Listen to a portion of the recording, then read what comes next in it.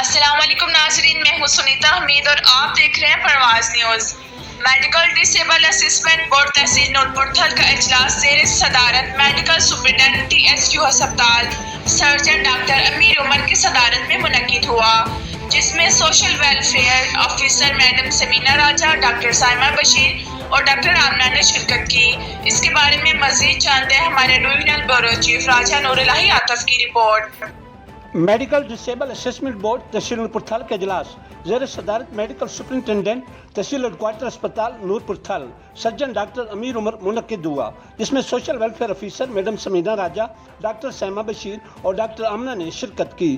تحصیل assessment board کو مجموعی طور پر 43 افراد نے درخواستیں جمع کروا رکھی تھیں۔ دوران اجلاس 22 افراد کو ڈسیبل جبکہ 10 کو ناٹ ڈسیبل قرار دیا گیا، 8 سائلین کو ریفر کیا گیا اور 3 درخواست گزار غیر حاضر قرار پائے گئے۔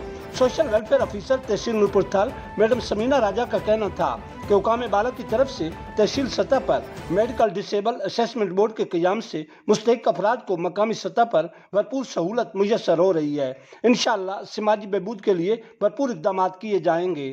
دریا ثنا علاقہ تھل کے عوامی سماجی حلقوں نے تحصیل سطح پر میڈیکل ڈسیبل اسسمنٹ بورڈ کے قیام کو ارباب بست و کشاد کا مستحسن اقدام قرار دیتے ہوئے ان کا شکریہ ادا کیا ہے اور سرجن ڈاکٹر امیر عمر سمیت تمام ممبران کی مخلصانہ کاوشوں کو لے کے تحصیل و افرین قرار دیا ہے۔